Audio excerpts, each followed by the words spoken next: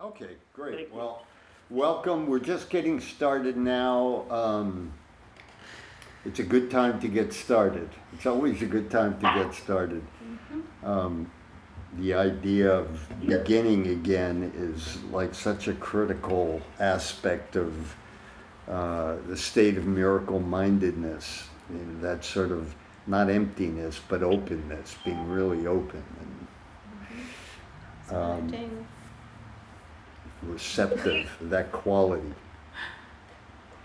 It's an unusual quality because more or less, you know, we all tend to get trap ourselves in what we think, and it's so tempting.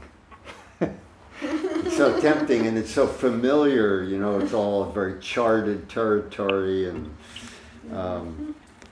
it seems to be consistent with our own very personal experience of being alive, the idea of familiarity, of having a set of thoughts and feelings that you know, are very familiar to us.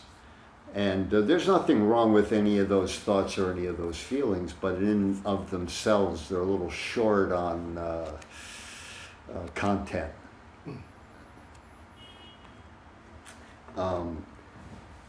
You know, the trade-off for settling for them, for being familiar, for that familiarity and feeling comfortable with all that, is the absence of a certain quality, of a certain sense of more than that. You know, everybody's looking for more than that. Years ago, there was that Peggy Lee song. I don't know if it was a big hit. It was called, the title of the song was, Is That All There Is?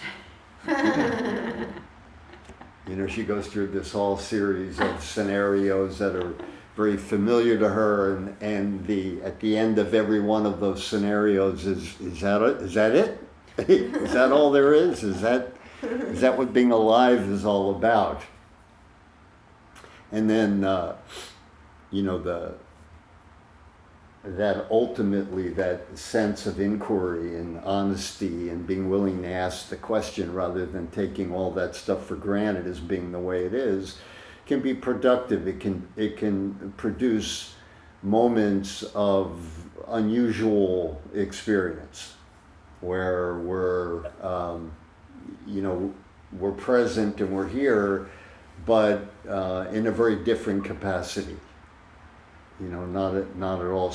It's not as if we're not familiar. It's not as if our thoughts aren't present or our memories aren't also online. It is, but there's something else happening, and we're aware of that, and that becomes a very, very powerful source of being informed.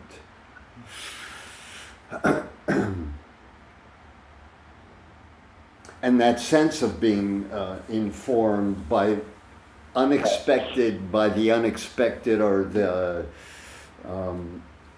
whatever that reference is that we would personally use to describe that sense of wonderment, that sense of being alive and aware of a greater factor, of a greater fact in the matter. Becomes a state of mind that can become powerfully informative. Even though we may not have a specific explanation for it, or a conceptual way of talking about those things. You know, we discover through experience that there's much more to life than what we say about it, or the thoughts in which we describe it. There's much more to that. And that much more factor is profoundly and deeply and intimately fulfilling, providing you don't get trapped in trying to label it, you know, explain it. And you discover the delightful aspects of realizing that life doesn't need to be explained to be enjoyed. It doesn't need to be explained. Sorry, Kelly. Let's see, I just got a text. I want to be sure it's not group. Oh, let's see, it is. It's Bridget. What is she saying? I'm on the call. Oh, you're on the call. Okay. So, all right, good. Thank you. I got it. Okay. All right, great. And I passed it along to Steve. He was looking for the number as well. I just sent him a text. Okay. Let's see. I'll go back on mute so you don't hear anything. Okay, yeah, that's one request we'll make, just in the spirit of keeping the technology clean and clear as possible, because we're using a cell phone and numerous cell phones we're using that technology. Is when you're not speaking, see if you can mute the microphone on your cell phone. I know it's another step you have to take if you want to ask something or if you want to share something, but it'll help keep the audibility optimum, so that we're getting as much bang from the technology as we can in terms of being able to hear the conversation. And everyone, by all means, feel free to share anything you like, to ask any questions you like. Most importantly, all we really want to accomplish is a deep and personal and hopefully interactive sense of feeling at home. That's all we're really looking for. We're looking for an exceptional moment of just being at rest within our life experience, just the way it is. Not trying to change anything, not trying at all. Right? Most of our day we spend in psychological mode of trying to remember things, trying to get to things, trying to perform things, and there's a certain energy to all of that. And there's nothing wrong with any of that either, but it's nice to have moments of just being at ease, and hopefully without anxiety. Without any sense of need or having to do anything, as a new foundation to do whatever it is we're going to do. In this case, whatever we want to call this that we're doing, we're having a conversation, we're having a dialogue, an interaction. Not even necessarily feeling like we need to understand anything. Let's just see if we can have as long an interval of being relaxed as we can, just being at ease. That in itself would be a miracle. Yes. Yeah,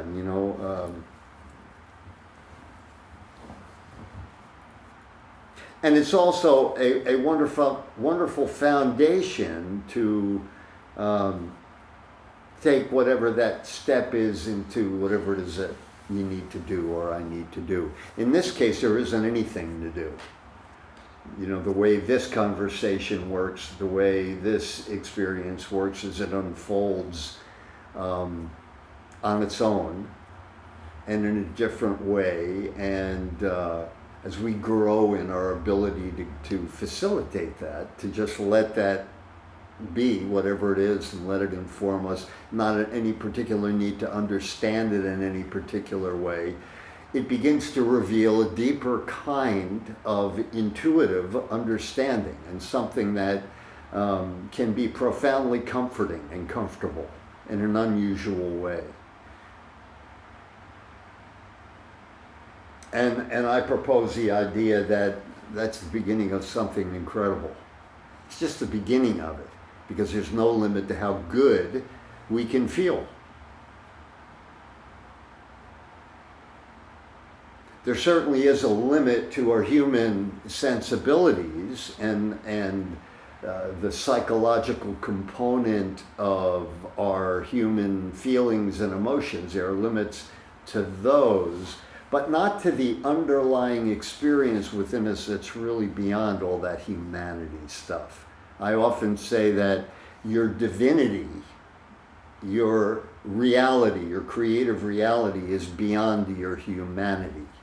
Your creative reality has more happening within it, the more you can hold that experience, be cognizant of it, kind of let it become interested in it, develop the capacity to allow for it, to permit it, to recognize it, to accept it, to feel into it.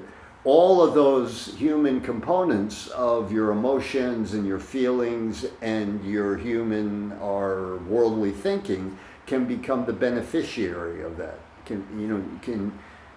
Whatever that X factor is of the greater reality of being alive, right? Because I know you know this, but I'm going to say it anyway. You are wildly alive, powerfully alive, creatively alive.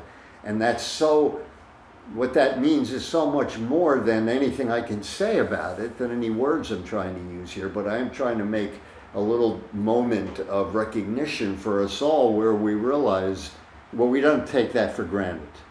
We're not taking our being alive for granted. Not that there's anything wrong with taking things for granted. It just limits the experience.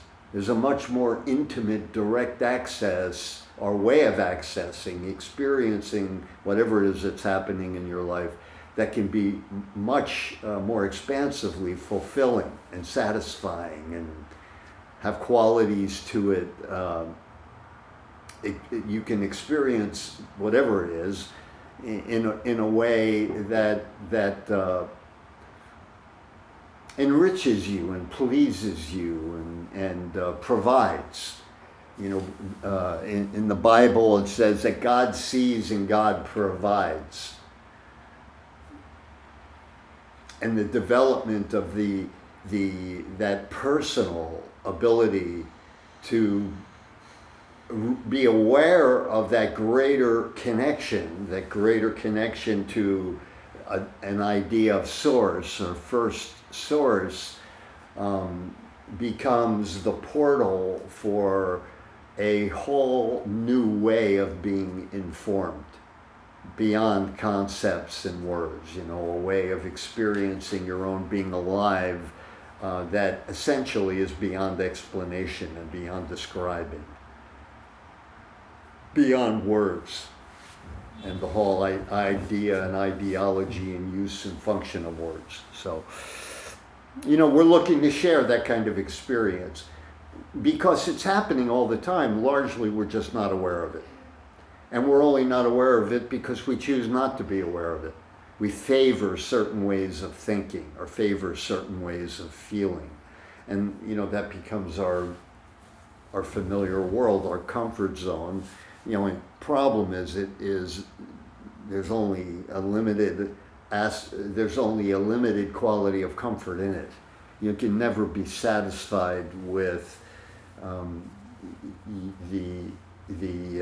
your human experience, although try as you may. And I think more or less everyone finds their way into a greater spiritual dynamic, or begins to approach that or consider that, because they realized what Peggy Lee sang about in that song. There's got to be more than this. There has to be more to it. And that's a bright moment. It's a moment worth noting and appreciating the significance and the value of, as a means to shift or transition, transcend, transform our consciousness into a state beyond what we traditionally or familiarly think to be the case. There's always more to everything. Unfortunately, we often get trapped up in this side of things or that side of things. Well, we can see it two different ways. Well, you can see it an unlimited amount of ways, because that's the nature of everything. And that's the little secret that we usually deprive ourselves of, that we're part of something indescribable that makes us indescribable, It makes our life experience fundamentally indescribable. Something profoundly beyond all that. And that factor we refer to as spirit, or the invisible, or God factor. Or in this situation, we may describe it as the wholeness and perfection of singular creation, singular mind, often referred to as Christ, often referred to as Spirit. Holy Spirit, because the source of all living things is holiness. God is holy.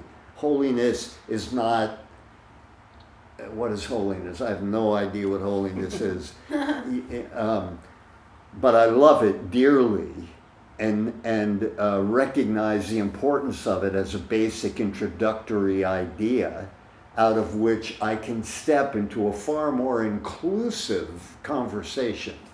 What does it mean anyway? Definition, curious. Can you look it Sure, up? sure. Yeah, look it up and we'll see. So, any questions so far? I'm probably Because being... that which is holy. Yeah, Sacred. holiness is that which is holy. It's everything, Probably right? gonna be something like that. It's the nature of everything. Maybe it should be spelled with an H. Maybe W-H. Well- Maybe it'll W-H. offer us a little Oh, something L. else. It could be. It certainly could be. In this course, in this system, for those of you who are reading it, A Course in Miracles, Pretty good. you know, life is described as an experience of wholeness and perfection. What does it say? So it says Ilse? dedicated or consecrated to God or a religious purpose, sacred. Yeah. Okay. So you know, you could say that life is of sacred. God. Yeah. You shouldn't have to have a near-death experience to recover the sense of importance about being alive, the significance of Jeffrey? it. Yeah. If my 2 cents here on this particular word is there's a couple ways to, like you said, look at everything. And so, for example, if you think of the word holy, phonetically, it also incorporates the idea of wholeness. So in other words, it's a word that actually you can look at in kind of 2 different ways. You can start it with the H, and it has one sort of connotation. It also phonetically can start with the wholeness with the WH, and that has another connotation. So for me, the idea of holiness has to do really with is related to God and the wholeness of God, the all-encompassing loving God, the all that is, so to speak, with nothing else outside. So it's whole, and it's also holy. So kind of it's a little bit of a play on words. And the other piece is the idea of the relationship between wholeness and perfection. In other words, the idea of what is whole is complete, and what is complete is perfect, and what doesn't lack for anything is holy and whole. So we often think of perfect as in a different kind of a way, as in almost a material kind of way, but the idea of perfection or something being perfect in the Course also, if you can think of it also as meaning something that is whole and not lacking and lacks nothing. Thank you. Sure. Absolutely. Thank you, Joseph. Yeah. All of that. That's what holiness is. Thank you, Joseph. There's just a couple more here. Yeah. Just I kind of like of a person devoted to the service of God. Yep. I think that's really beautiful. So it's like saints or holy men, these as an example, or morally and spiritually excellent. Morally and spiritually excellent. Yeah. So it's the idea of, of an extremely complete and unlimited experience, some experience of relationship in which nothing is left out. That's a fair, idea of this, of what holiness means, what the holiness of life is, what the holiness of creation is, what the holiness of your being alive is. And any of those ideas can meet you where you are and enrich your experience. They can carry you forward and expand the dynamics of what you think and what you feel. And that's really because the reality, the most intimate and beyond words experience of holiness is in your most intimate experience of being alive right now, of just being. Within that experience is everything you've ever needed to know, need to know now, or will ever need to know. We don't really live in a universe of things. We live in a universe of aliveness, of unlimited, unconditional energy, of sacred energy, of holy energy. We live in a universe of infinite or unlimited perfection, perfection itself.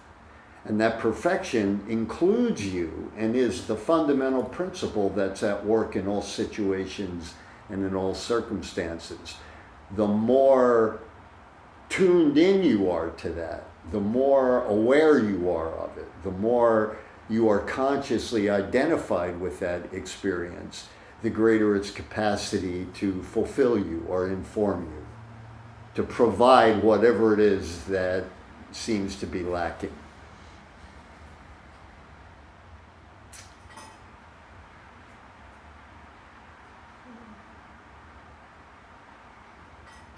Yeah, so that's our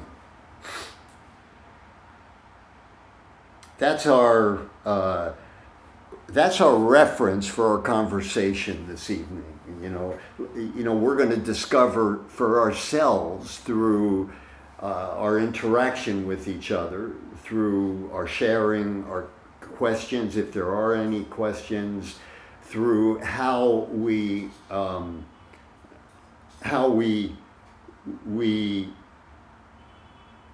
share this experience. Connected to Jeffrey's iPad. This experience of conversation, we're gonna discover, hopefully, in some personal way, some experience of that, some direct experience of that, by which we'll be moved in some way. Something will happen to us. We're looking for something to happen, in terms of discovering or uncovering a new experience that presents itself or avails itself to us in the matter of fact of our just being present. Which in a way requires a certain stepping back into the original dynamic of being rather than being Joseph or being Liliket or being Honora or being Ivy or being Steve or Eric.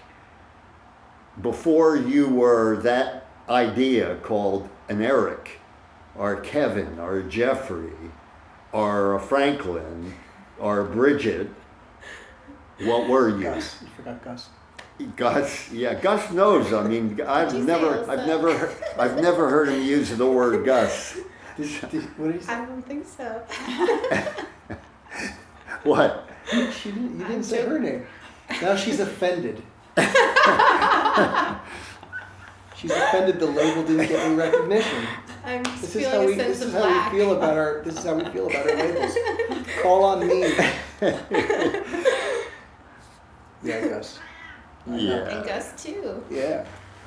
So there's this experience, right? In other words, before we conjure up the idea of being, I'm Jeffrey who lives at 140 Riverside Drive, and Jeffrey has a certain experience of being alive, there's something else happening before all that, before I think all that stuff. So consider the idea that before you think of your life as you think it or believe it to be, there's something else happening. And we want to recover that experience of that sense of relationship with that, to that indescribable something else, that is essentially part of the greater whole, the greater holiness, the greater dynamic of being, part of the oneness, part of the oh my godness, the magnificence, part of the all-inclusiveness of being alive. Because that's a wonderful quality, and it's one that we need because it's without boundaries, it's without limitations. It's without all of the things by which we downsize ourselves and then get lost in our own personal inventory of limited ideas. Everything works much better when your orientation is unlimited. Then you can apply those qualities of your being alive that have that capacity to reveal things, to provide more content, so that whatever you have to do with whatever it is that you're up to, if it's a conversation, if it's a relationship, if it's a job, any task you may be doing, you'll have a more expansive involvement, relationship with it. You'll see more into it. And that thing that you're seeing into will provide more for you. Tolstoy said that if you gaze long enough into the abyss, he referred to the God factor, to the oneness, as the abyss. You know, we don't know what's in there. It's beyond what we think we know. Eventually, the abyss will stare back at you. You know, eventually you start receiving from that greater dynamic of whatever that is. The less you label it, the more it can provide. Because inherently, the fundamental of everything, no matter how we perceive it, no matter how limited we perceive it, the reality of it is that it's unlimited. It's unlimited because the whole is in each part. The whole is in each part. The holiness is in each part. The God is present to all living things. It's just interesting how, you know. Speak up a little, kid, because we want to make sure everybody in the conversation can hear Even everybody else. in DNA, Yeah. it's like the whole is in the parts. Like, The whole is in the parts. Yeah. Just another example. And that's a powerfully thing for me to know and be aware of, so that I don't foolishly fall for the little I think I know about that, or about you, or about, you know, the thing I'm perceiving. It, you know, it's a much more productive approach to know that I'm relating from the whole to the whole. You know, I'm quite involved in something magnificently without limits. That changes the whole dynamic of the interaction. It shifts it, it moves it, it holds it in a whole other light out of which new information can be gleaned.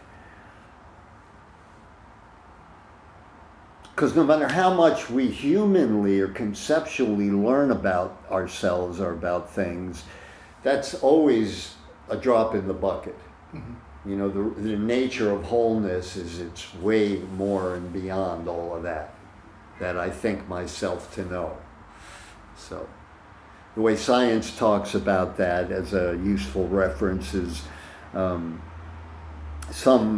aspects of the leading scientific minds suggest the idea that 90% of the universe is we don't know what it is. We detect that there's something there, you know, amidst us, but we don't know what it is. We don't have the comprehension to really understand that. And science calls that dark matter.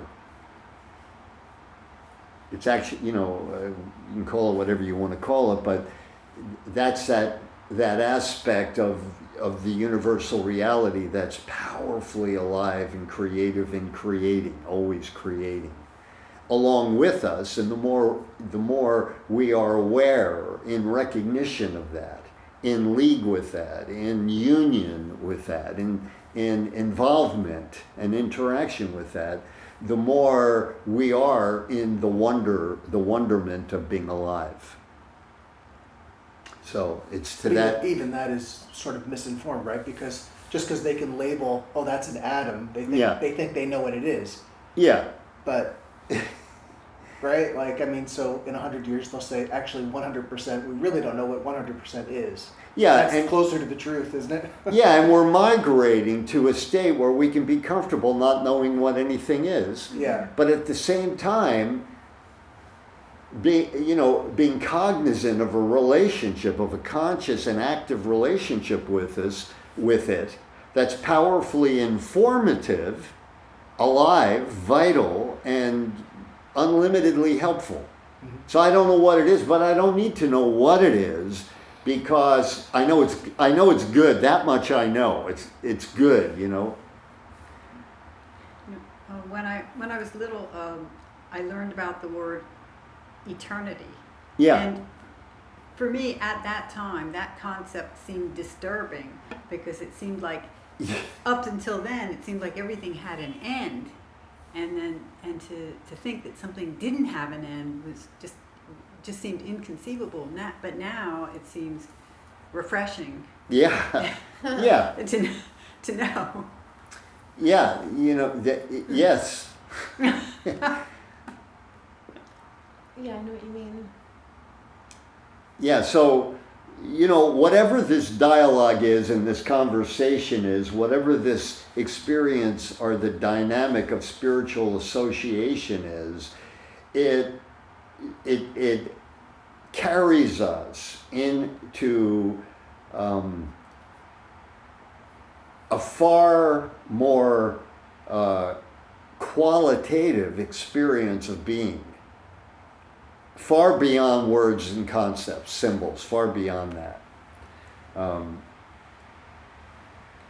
as we grow in our comfort with that, all that gets reflected in the words we use, in the sentences that we put together, and in the things that we do in our human experience for as long as we do them.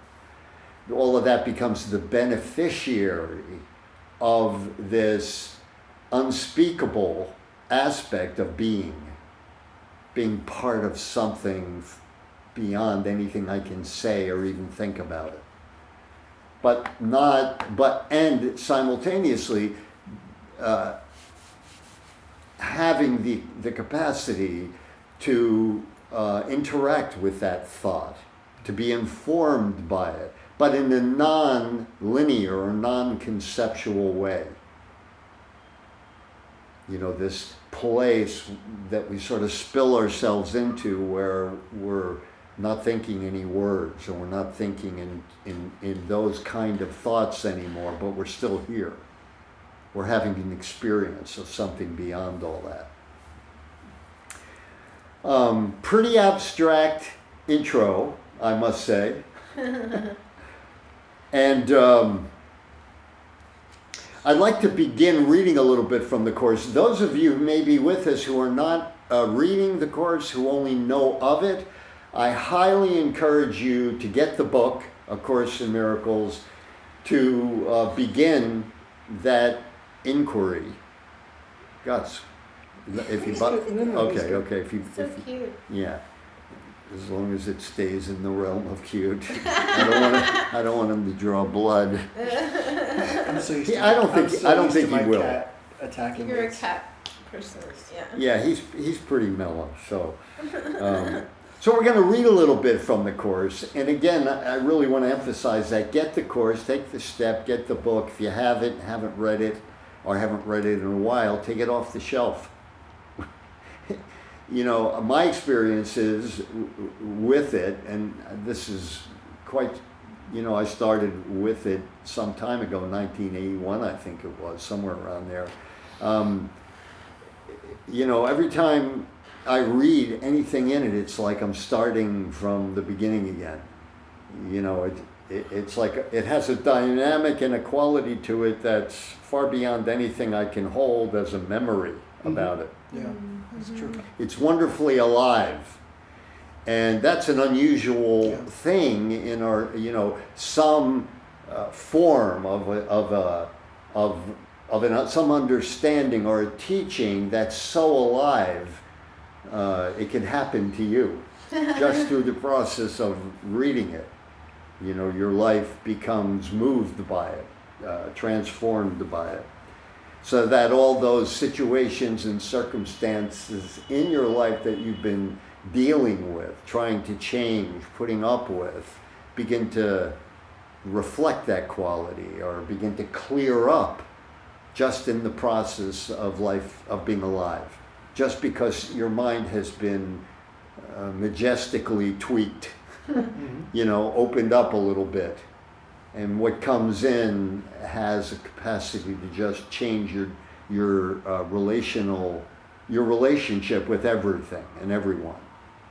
And that all that can happen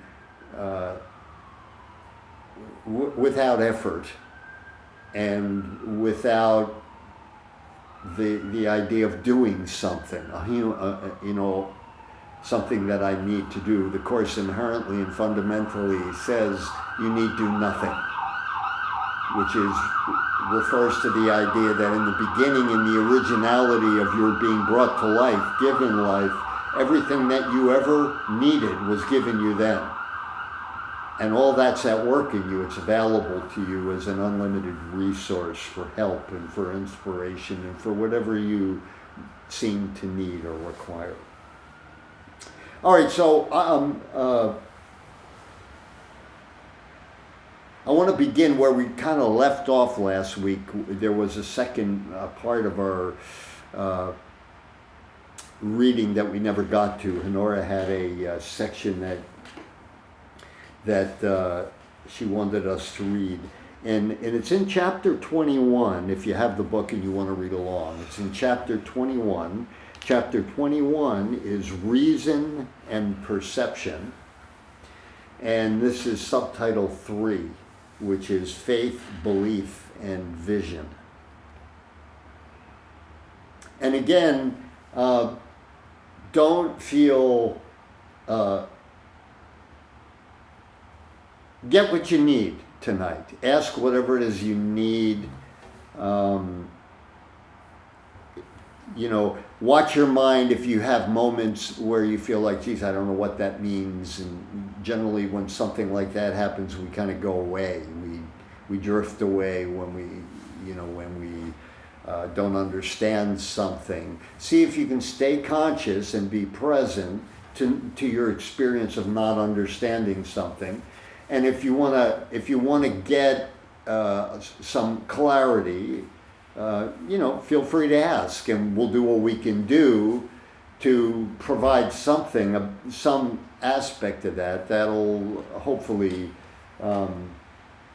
help bring you along, or help you along, or help you stay in the present unfoldment of this conversation. Okay, so it's called Faith, Belief, and Vision.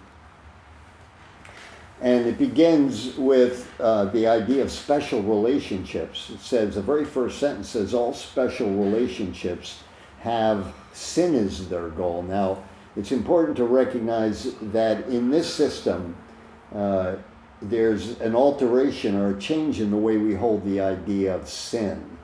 Sin is referred to in this teaching as a mistake. We take, this system removes or undoes the charge of guilt, implied guilt, wrongness. And it's an important first step in undoing the tragic misunderstandings of our past, is coming to terms with the idea of making mistakes, but not being a mistake. And that ultimately the understanding that a mistake is an error, and an error is not a crime. No punishment required. Yeah. Because as difficult as it may be to understand, most of the human's experience of suffering is imposed. We do this thing to ourselves. We use the belief or the idea of error, to beat up on ourselves as a form of punishment. And it's a problem that every one of us who come here, who has a worldly experience, are familiar with. And that adjustment in how we hold the idea of making a mistake offers us a lot of powerful present opportunity to move beyond that mistake into a far more enriching experience of being. That's not even brought up at all. The idea that adults particularly link mistake with wrongness. Yeah. We don't even, I've never heard anybody say to me a mistake doesn't mean you're wrong. If anything, it's if you made a mistake, you're damn right you're wrong. And you better be sorry for it. And Yeah. Yeah, there's and even if you're sorry, you're still wrong. Yeah, there's a real, every one of us learns, and we learn for the most part early on about wrongness. It's probably one of the primary. Which is such an emotional, it creates such an emotional havoc. A mistake doesn't. Liability. But wrongness creates such an emotional havoc. Exactly. We shut down early on in our experience of being alive, having a human experience, and our dynamic becomes less inquiry and more just trying to get by, just trying to survive. We become more survivally. We exist. We train ourselves to exist and not be noticed, not be recognized, because there seems to be safety in not being seen. Having to do with this idea of sins, personal wrongness, that is associated with so much pain and misunderstanding and suffering. We learn how to deny it, how to distract ourselves from it. And the idea of a special relationship is one of the chief,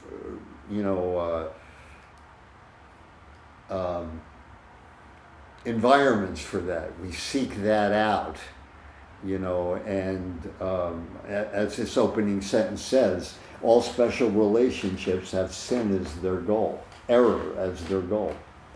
Now I'll read a little bit more, and again, feel free to interrupt me at any time.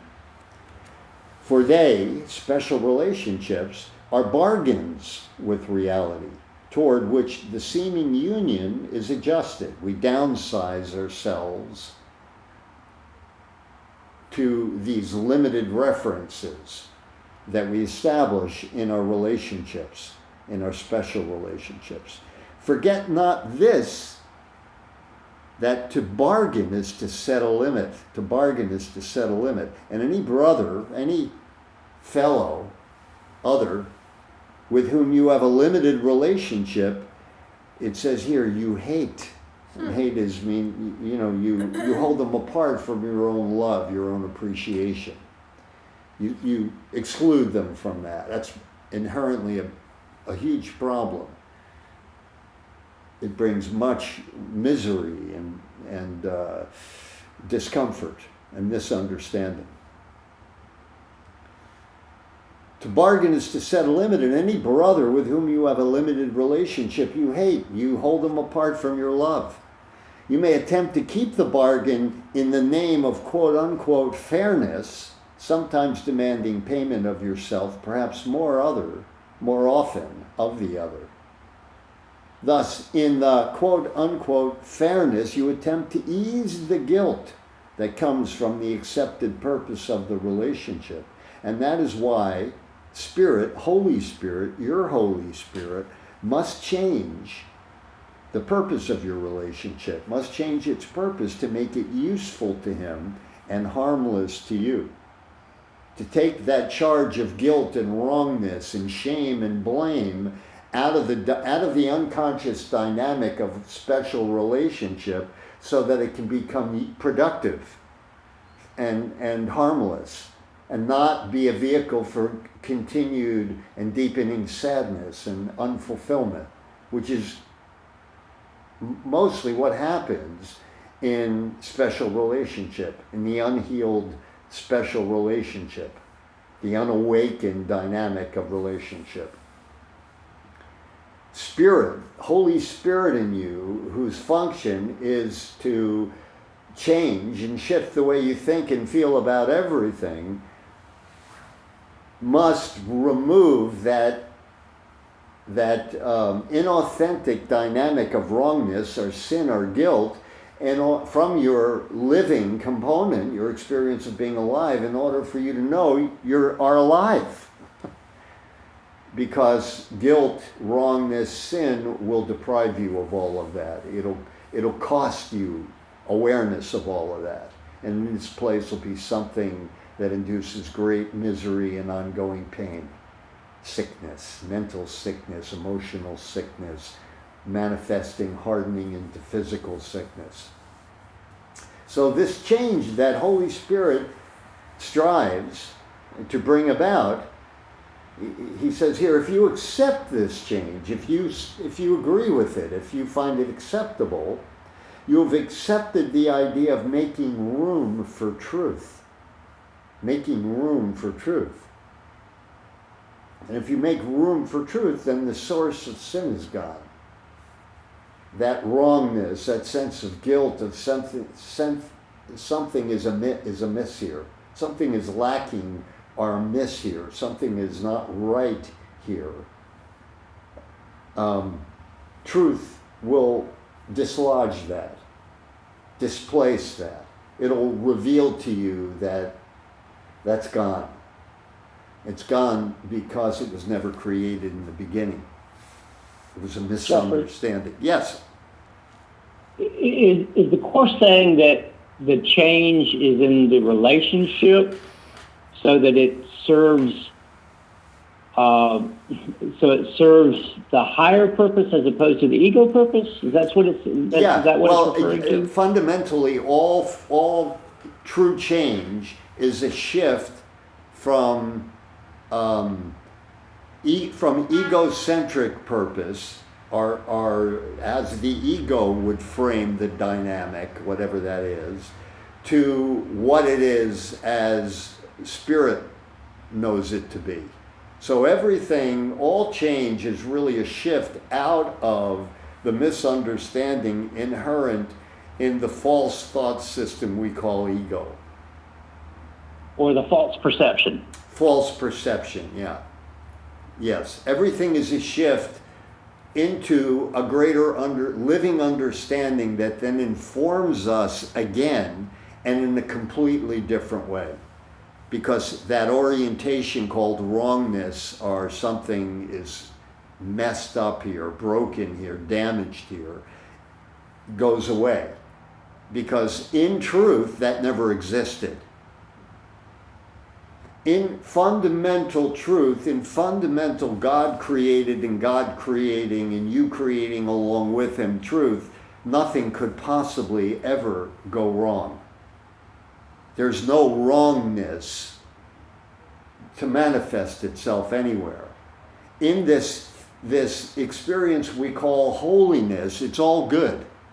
It's all good. There's no duality. There's no the bad that comes along with the good. There's no wrong contrary to what's right. There's none of that. What truth provides, what this transformative shift, healing that Holy Spirit provides, is the undoing or the disappearance of that reference. Because it doesn't really exist anywhere. It's imposed. It's intruded upon. It's made up. It's imagined. It's part of the slumbering mind. The mind that is lost in its own maze of distorted thinking. It's not reflective of truth. So yeah, that's the only kind of change there is. All other change is not change at all. It's just a shift from one delusion to another, from one illusion to another. So we're talking about a deeper, profound, incomprehensible shift or change in your being. And what brings this dynamic about is this aspect of Spirit, of Holy Spirit, whose fundamental function and purpose is to inspire that understanding. Holy Spirit doesn't really do anything, because Holy Spirit is the foundation or the fundamental nature of creative reality, of God creating. It's part, he is the arbiter, the expresser of all that always was. The goodness of God, the wholeness and perfection of God, who got it right in the beginning, from which nothing has ever really changed.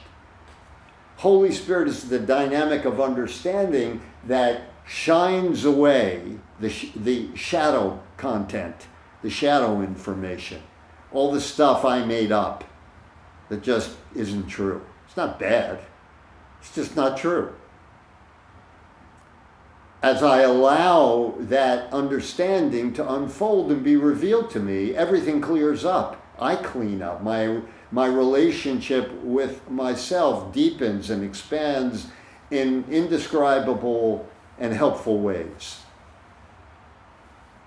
And that gets reflected in the dynamic of how it goes in your marriage, in your friendships, in that arena of special relationship, significant others. So if you accept this change that Holy Spirit brings about, naturally and organically, beyond the need to do anything, because it's a return to what always was. That never really went away. I only thought it did. It's kind of like the end of The Wizard of Oz. She apparently had a dream. All the while she was home. She was safe and at home. And she thought she went to this place and had to go through all this stuff. But so much for thinking.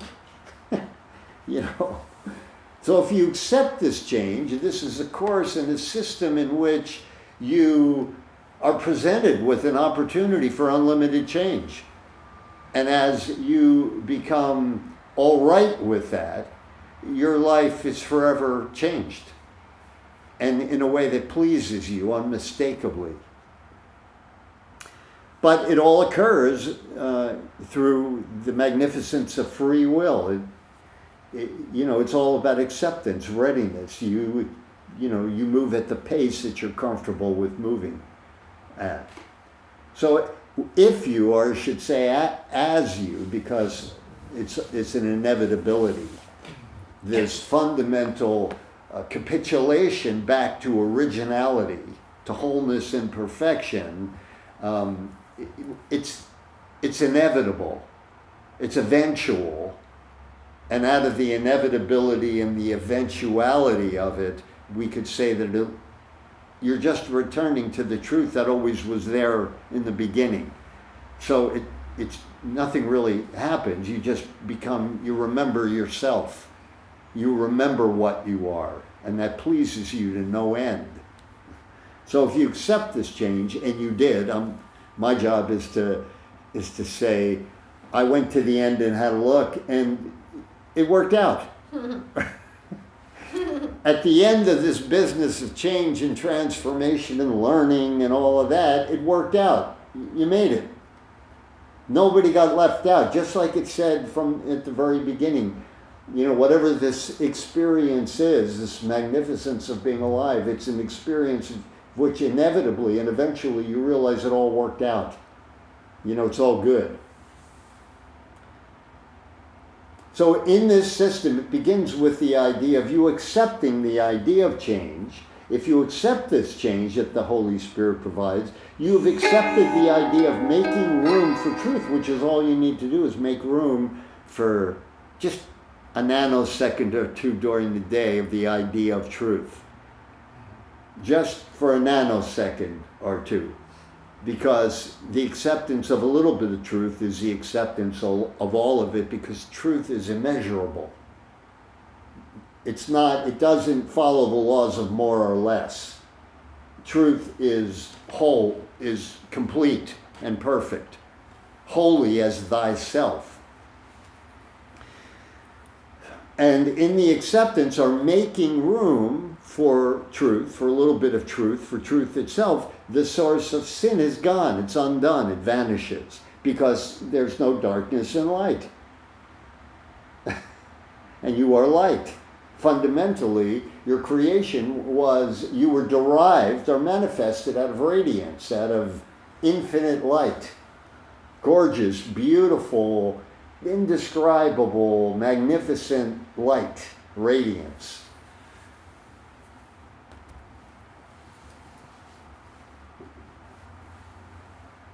Now, in this phenomena of change, of making room for truth, of healing, which is all illusion, because what God created in you never required the need for healing or change of any kind. So in this experience of, wait, something has changed, I don't feel bad anymore, you know, something has powerfully moved in me. It says here, you may imagine that you still experience its effects, the effects of wrongness, the effects of sin, but it is not your purpose and you no longer want it.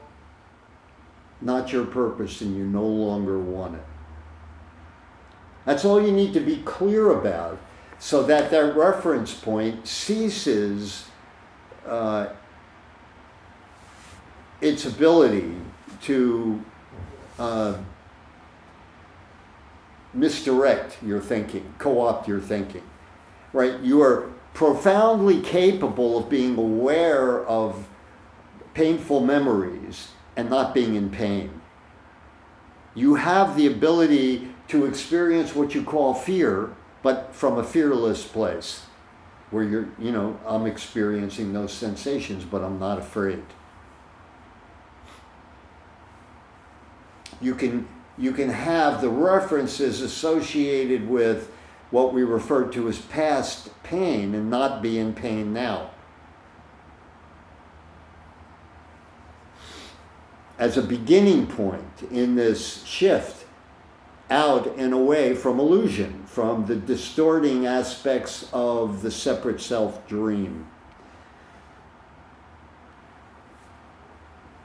And so you sustain and expand into and invite this greater informing spiritual presence into your life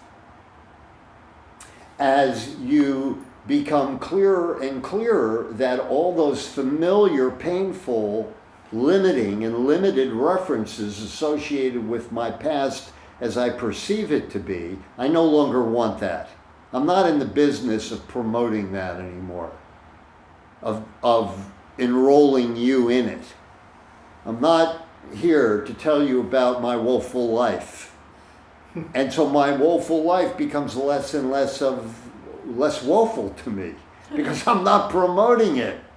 I'm not making a big deal out of that. You know, But I just had that conversation with somebody, and they complained to me. They said, "Why shouldn't I be able to talk about my problems and on and on and on?" And I was just like, yes, all right, if that's what you want to." yeah, you free have to the do what right you want. to talk, to make conversation about But your she didn't like the problems. fact that I didn't want to hear it. I was like, I didn't really want to hear it. I was just like, well, why do we got to talk about this? Hasn't anything else been happening in your life? Yeah, I wasn't very spiritual that day. Well- I wasn't being very holy that day. well, it's you know, I made a mistake. No, you sinned. yeah, I mean, ultimately, the more accommodating you are, the more accepting of you are of the other's right to, does not imply then that you have to, you know, downsize the dynamics of your conversation to that. So you might say something like, okay, well, I'll give you 5 minutes. Go. For 5 minutes, you can talk about all that, and then can we move on? Well, Jeffrey, I think that's something that you've done with me sometimes when I was complaining about something. You simply didn't say anything. Yeah, that's After a couple of works. minutes, I'd be like, Yeah. okay, well, I guess I'll talk about something else. Yeah, that's right. Don't feed it. That's right. When you're not Not fanning the bringing flame. your energy to the misunderstanding, generally it has a shorter duration. I also find sometimes people want to talk about their problems with my life. What do you mean? Yeah, they want you to. If you're really my friend, then you'll bring up references that are similar. So I know I'm not alone, and we Or they share. just might find something I do or something about my life problematic, and they want to talk about that. So if I listen from a point of view of yeah, let's talk, like defensively, it adds to this whole, it's a similar thing, it's just in reverse. Yeah, It see, adds all to the that's whole fine. dynamic. Yeah, we could talk about It my builds it sordid past. We could talk about my past, but and I may bring up references from time to time for a second or two that serve the purpose of recognizing together that we for a while we all seem to have those references, those distorted, difficult references, but what good can come of getting absorbed in them again? What might happen if we just sort of touch them lightly, acknowledge them, and move on into whatever comes next? Right. Yeah. What might we be able to experience and share beyond the dynamics of what pisses me off, or disturbs me or frustrates me? But that's also, the world does that. The world teaches that, well, the more energy you put toward a problem, the more you'll solve it. There's no proof at all that that's the Right. truth. No, in But fact, that's what it people works keep- exactly the opposite. Yeah. But that's what people learn and Yeah. think, and well, let's just keep focusing on all the problems in the world. Eventually they'll get solved. Yeah, we become absorbed and lost in an unfulfilling and an unrewarding temptation. And I guess, yeah. If I review my pain, again now, perhaps that'll produce a moment when I'm not in pain, rather than holding ourselves in the possibility that I could leave that pain now, Yeah. and declaring that as what the truth for myself. Yeah. I'm ready to move on, right? And the reference that we used here, it said, you may imagine that you still experience these effects, this pain, but it is not your purpose and you no longer want it. Mhm. I can listen to it for about 2.5 minutes if you want to talk about it, but then I'm asking you, in the spirit of something new, can we move on? Not your purpose is very powerful. Yeah, it's I'm not saying you can't talk about that for as much and as long as you want to talk about it. I'm simply saying there's got to be more to our friendship than that. Mm-hmm. And what do we have to lose if we try some of that? The stuff that, beyond the usual, parameters of pain and misunderstanding. And so, we become, together we discover a new ability to move beyond that, into uncharted territories, New learning, a new dynamic, a shift. Now it says, no one allows a purpose to be replaced while he desires it. In other words, as long as you're fixated in your past, as long as you're bound to it, identified with it, sworn to uphold it, and talk about it ad nauseum, until you're all alone and nobody wants to hang out with you anymore. You're free to do that. And you can find new friends new associates who might want to have that same conversation, but that's going to get boring after a while. It's going to get old and tired. You're going to want to move beyond that. Definitely. Yeah. So, this dynamic that Holy Spirit brings is we loosen our grip on all that painful, woeful, historical stuff, punishing memories, by declaring that that doesn't establish my identity. My pain, my painful perceptions, my limited memories, my preconceived ideas about myself do not establish my identity. My identity, in truth and truly, is established by my source, by my Creator, as a new point of reference, from which I now am empowered to let go of those misidentifying set of limitations having to do with what I think to be my past.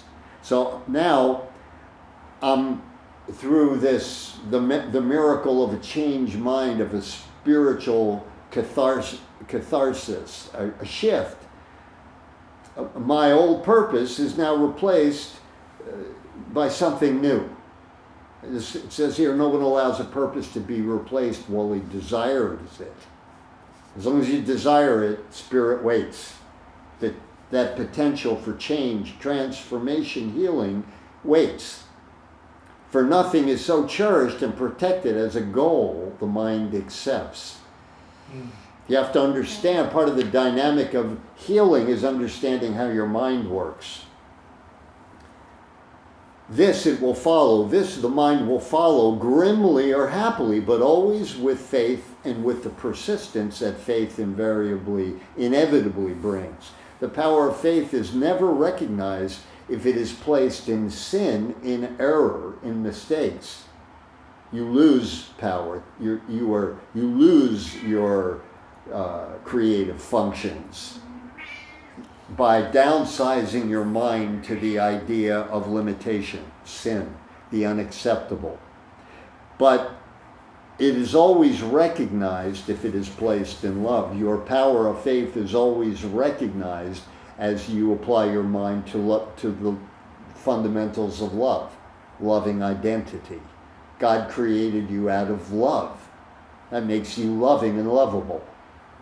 That's a completely other orientation than all that other human stuff. Your source was love, not the back seat of a Buick.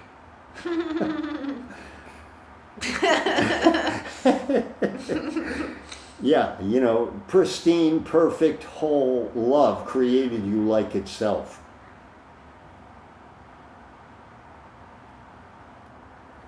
Okay, reading on. So why is it strange to you that faith can move mountains, right? Because, everything you experience in your life is an effect of what you've placed your faith in, of how you've applied your mind, how you're applying your mind. So he says, why is it strange to you that faith can actually move mountains? This is indeed a little feat. It's a small accomplishment for such a power, the power of faith. For faith can keep the Son of God, by the way, this holy origination, this holiness that created you whole and perfect, makes you like itself. And that's referred to in this system as the Son of God. You are the Holy Son of God. You are the extension of holiness. For faith in error can keep the Son of God in chains as long as he believes, as long as he thinks and believes, applies his mind or her mind to the limiting aspects of these beliefs, of these ideas. And when that moment comes, when release occurs, because it does inevitably occur, and it will unfold at a pace that you're comfortable with, and is unfolding at a pace of your own choosing. So when he is released, when you are released from them, from these limiting beliefs, it will be simply because you no longer believe in them. You no longer believe in them. You've withdrawn your faith from them. Withdrawing faith that they can hold you, that they can hold him, and placing your faith in your freedom as God knows it to be, as God created it and knows it to be. Placing it in his freedom instead. It is impossible to place equal faith in opposite directions. You want to be clear, you're not divided about that. Because a divided mind is a dysfunctional mind. Split mind is a dysfunctional mind. A unified mind, serves holiness, serves life. It's powerfully, vitally, miraculously alive. Teems with life and can-do-ness. What faith you give to sin, to error, you take away from holiness. And what you offer, that's why it'd be a good idea if we can shift the dynamic away from what's wrong to what's right. Mm-hmm. It would be prosperous for both of us, because what we offer, what we give faith to, is going to manifest itself. It's going to affect us. You know, what I share with you is what I'm going to have more of. So, you know, I'm very selfish in the sense that I want everything. So so my need is to share some component, some dynamic of abundance in order to gain and receive or be aware, recognize the experience of the indwelling abundance. The more I share it, the more aware of it I am. That's why it'd be a good idea if we could move the conversation from what's wrong to something beyond the range of all of that. Because what you offer holiness has been withdrawn from sin, from error. And that's essentially how you heal. You know, you no longer give away your precious energy to miserable ideas. And lo and behold, the misery disappears. It's not, you know, it's like you go to the doctor and you say, "Doctor, when I hold my arm like this, my arm hurts." And the doctor says, what does he say? Don't hold your arm like that. It's like that. The thoughts you choose to share become manifest for you. You get more of that because you're sharing them as your choice to have them. That little bit of awareness will have and does have profound influence on how the conversation unfolds. 8:15. Okay. You have a profound invested interest in holy ideas because that's how you recover your awareness of who you really are. That's how you shift it's how you open your perceptions to reality rather than, you know, choosing to remain in a state of self-imposed isolation based on preconceived ideas and all the darkness therein. It just, you know, why would I want to get out of bed for that in the morning? You know. So what you offer holiness has been removed from sin, and that's why it heals. Faith and belief and vision are the means by which the goal of holiness is reached. Through them, Spirit, Holy Spirit, your Holy Spirit, leads you to the real world, leads you out of your delusion, your isolated world, your fantasy world, your separate dream, leads you out of that into the real world and away from all illusions where your faith was laid previously, or seemed to be. This is his direction. The only one he ever sees. Spirit has that one function to get you out of your head. Get you out of your little thinking, your belittled thoughts, back into the experience of the thought you share with God, because simultaneously and at all times and places, you are part of God's universal creative will, creative thoughtfulness. You are in the dynamics of God's thought. God is thinking of you and you are thinking of your source.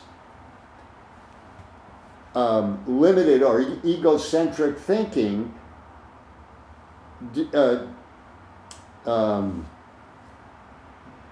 distracts you from all of that. So you're not aware of what your life really is, even though it is that. You're not aware of it because you've downsized your thinking. You're misusing the apparatus of your mind.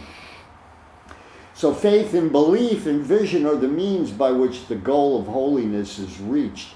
The holy memory of your living presence is remembered, recognized, celebrated. Through faith, belief, and vision, through them, through these qualities, the Holy Spirit leads you to the real world and away from all illusions where your faith was laid. This is his direction, the only one he ever sees. And when you wander, when you forget and, you know, get lost, he reminds you there is but one direction, and asks you if you want to be in on it, if you want to remember it, if you want to share it. You remember it through the sharing of it. His faith, Holy Spirit, faith and belief and vision are all for you. They're actually the component of the gifts of God that were given you in the beginning. Holy Spirit isn't outside of you. He's not someone you call up or you go to. He's a part of your inner anatomy. Your whole-mindedness, so to speak. So his faith and his belief and his vision are all for you. And when you have accepted them for yourself,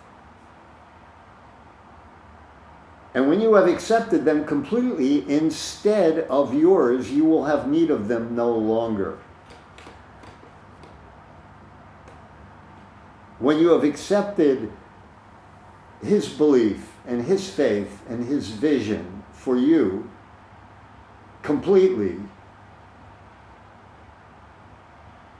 you go beyond them. It leads you beyond them, to what's beyond them. For faith and vision and belief are meaningful only before the state of certainty is reached. In heaven, they're unknown, yet heaven is reached through them. Faith, belief, vision are a way of awakening the mind, causing it to be awake again. It's a way of returning to mindful presence.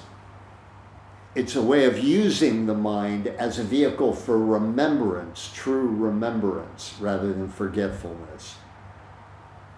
It's the way back to life. Now, what is heaven? Heaven is what you are as God created you. Heaven is that state of fulfillment, of total, whole, and perfect fulfillment, which was given you in the beginning.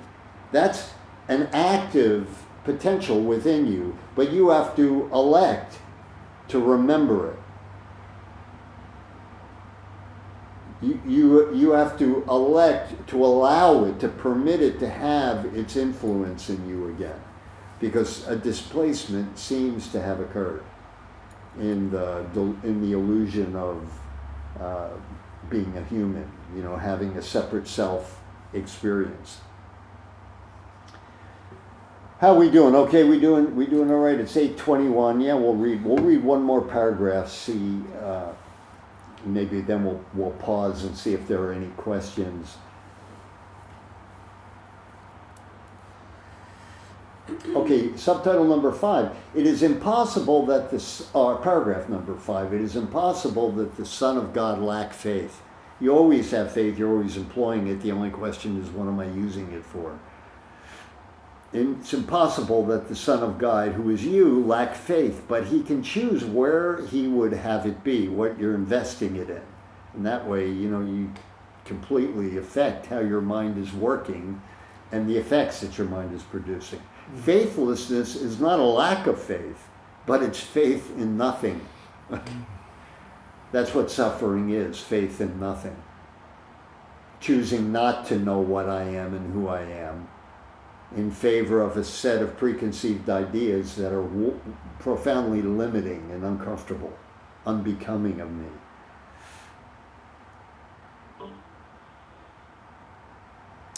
So it's impossible that you lack faith, but you can choose what you want to put your faith in. Faithlessness is not a lack of faith, but faith in nothing. Faith given to illusions does not lack power. Faith given to illusions does not lack power, for by it does the Son of God, who is you, believe that he is powerless. That's powerful. Yeah, that's a pretty powerful maneuver there. Self-deception, even self-deception in its own right, if you recognize it, will reveal to you, reflect back to you the power of your own mind, your own choosing, and your need to be responsible for choice. And in misapplying your mind, misusing your mind, putting faith in nothing, it says, thus is he faithless to himself. You've abandoned yourself. You're not being true to yourself.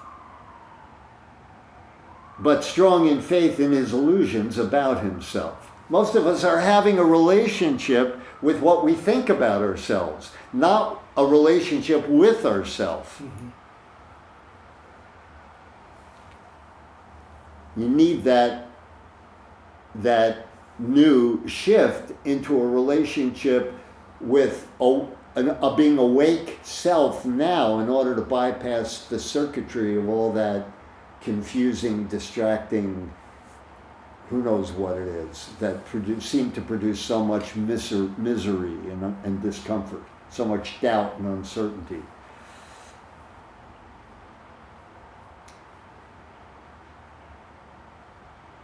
For faith, perception, and belief you made as means for losing certainty and finding sin. This mad direction was your choice, responsibility for choice. No blame is intended here. These ideas are not to deepen your sense of wrongness, but they're to provide you a way out of it. This mad direction, mindless direction, this mad direction, this false direction was your choice. And by your faith in what you chose, you made what you desired. You had a bad dream.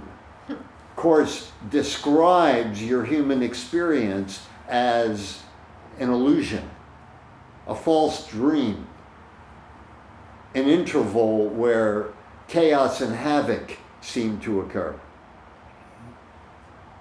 All the while you were safe in God, but just forgot about it. And, the effect of forgetting about your source and your creative reality and association is chaos. It's a nightmare. It's a horror. So this idea of spirit, this idea of healing, this idea of correction, this idea of truth that you bring yourself to, adjust yourself to accordingly, produces that shift in awareness where you move out of self-deception into self-awareness, self-recognition, self-honesty. And the means for that, are these qualities that are referred to as these powers: faith and belief and illusion. Properly directed under the counsel of that Holy Spiritization in you, they lead you beyond the need for faith and beyond the need for belief, because essentially and fundamentally your life is beyond belief. It's a fact, not an effect, it's a fact. And the fact of that has a whole set of effects that are powerfully and wonderfully comforting and assuring. You have the right to feel good about your life. You have the right to celebrate. You have the right to be at peace now without anything changing. You have the right to be free.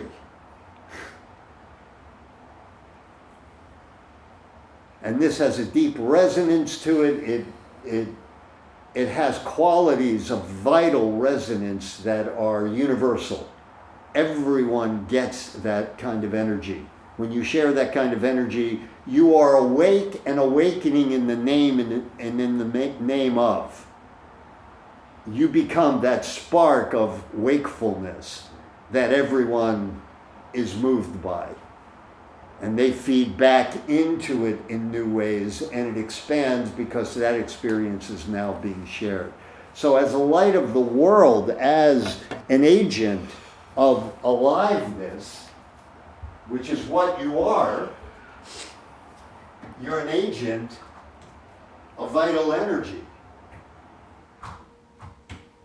The more you share that, the more you have it to share, which is why it's so important that you let the conversation shift and encourage it to shift, but don't be pushy about it, And, Lilliquette described a really beautiful quality we all have. You can listen to essentially a boring reference point. Someone wants to talk about how agonized they are and not feed it. You can just kind of listen to it. That's an interesting point of view, and simultaneously be aware of this whole other quality of aliveness that's available to that person, that they can become aware of through your being aware of it, your recognition of it, even if you don't say a single word about it.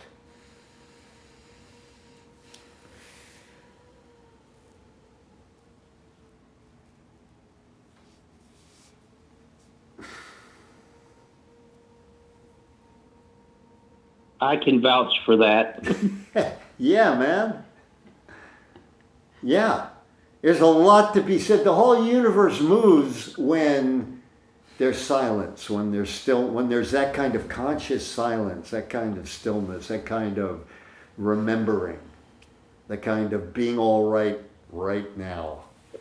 I feel so all right, I don't have to say anything.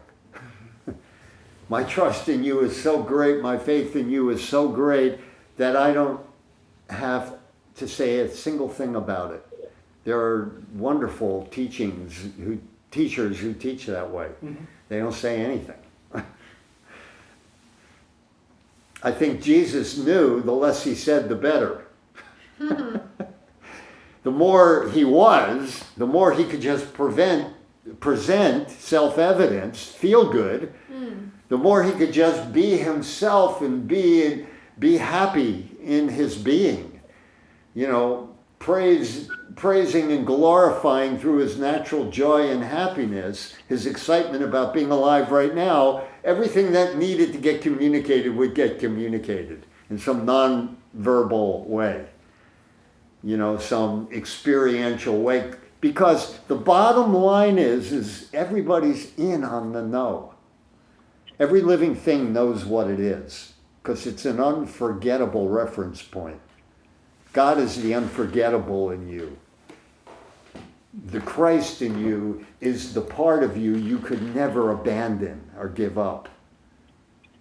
God's glory in you, his gifts in you, are the unimaginable but the perfectly true. It's the stuff that you know in your worst moments that you just can't quite get out of your mind, you know. So, and the more you give your mind, your interest, your attention to that, it grows in its ability to have a voice in you. It changes what you think about and how you think about things, which is reflected in how you feel about things and the dynamics of your human emotions and feelings. It gives you more of that feeling quality that you want to have, that sense of comfort and being a part of something great and good. And then that becomes the topic in those moments in the conversation when you're not saying anything.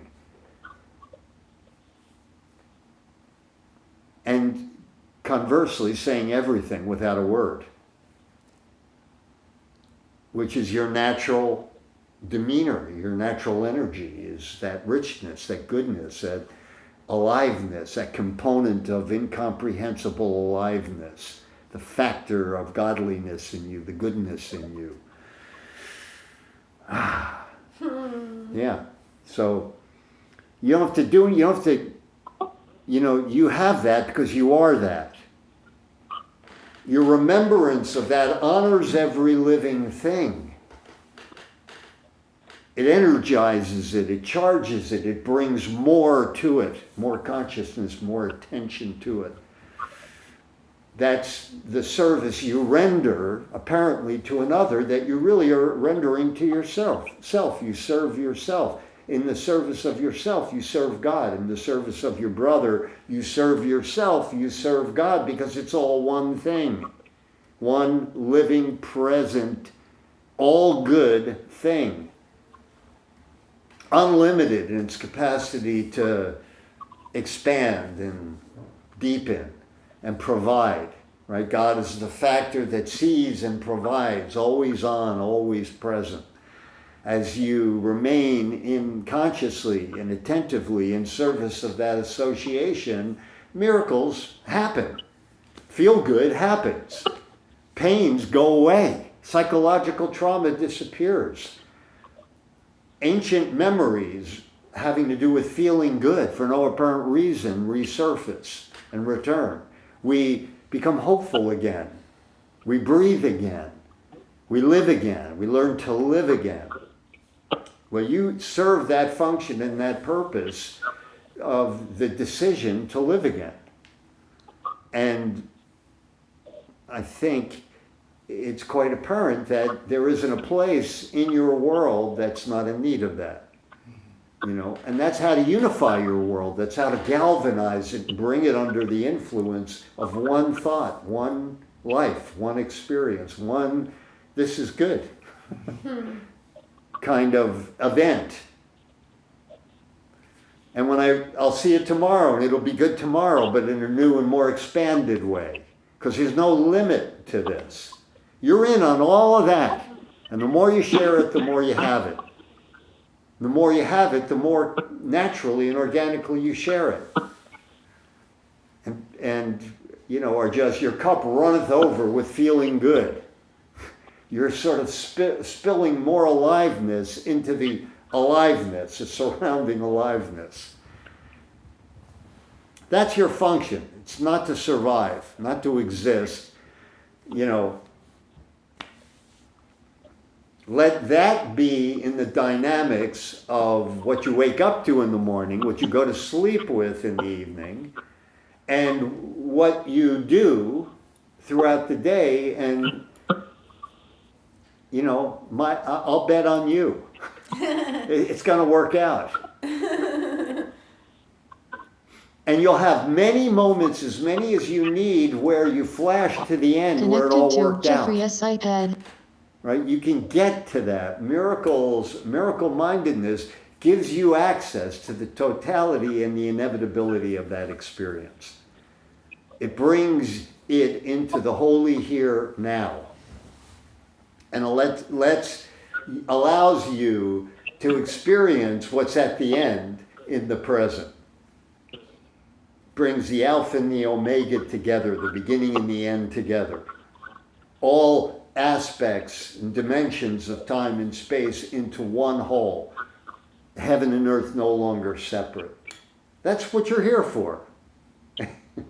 And hopefully that, you know, this tonight provided a reference that is useful to you in some way to that kind of experience, you know.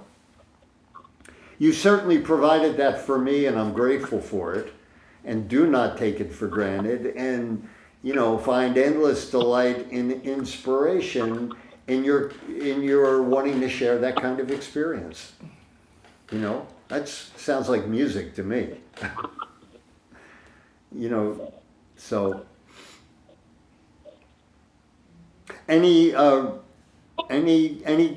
that anybody wants to share, or any questions, or whatever you have.